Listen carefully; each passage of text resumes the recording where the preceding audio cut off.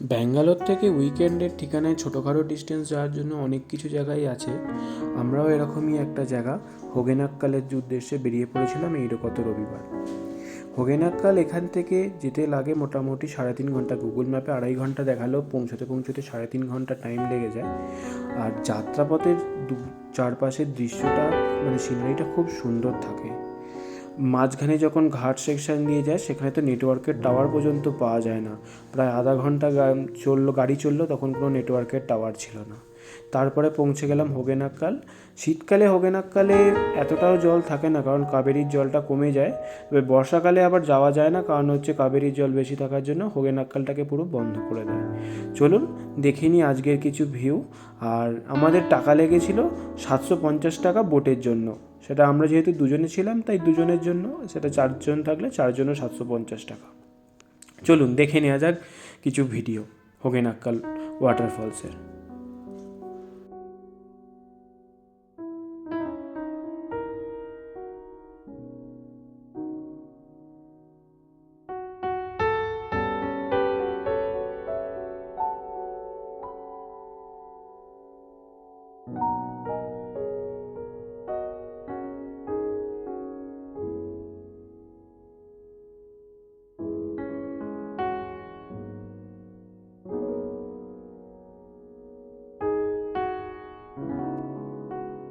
এখানে বলে রাখা ভালো, এই হোগেনাক্কাল ওয়াটারফলসটা অ্যাকচুয়ালি কর্ণাটক আর তামিলনাড়ুর বর্ডার। হোগেনাক্কাল ওয়াটারফলসের একদিকটা তামিলনাড়ু, একদিকটা হচ্ছে কর্ণাটক। এই হোগেনাক্কাল ওয়াটারফলস এখানে মাঝখানে পাহাড় ক্ষয়ে তৈরি হওয়ার জন্য অনেকগুলো সোর্স আছে যেখান দিয়ে এসে জলটা পড়ে, ফলে সেটা দেখতে ওপর থেকে খুব সুন্দর দেখতে লাগে। ঝুড়ি করে এখানে একটা নতুন অভিনব জিনিস হলো ঝুড়ি করে ঘোরা। এই ঝুড়ি করে ঘুরতেও বেশ মজা লাগছিল, আর ওয়েদারটাও খুব সুন্দর ছিল। চলুন বাকি ভিডিওটাও দেখে নিই, তার ছোটো ছোটো কিছু ক্লিপ।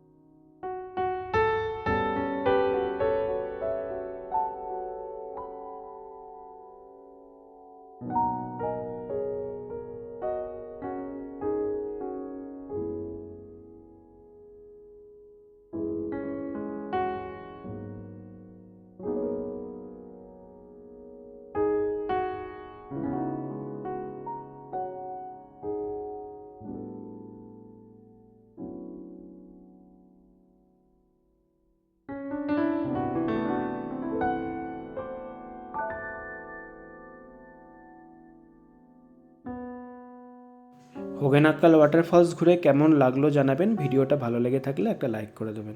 Thank you.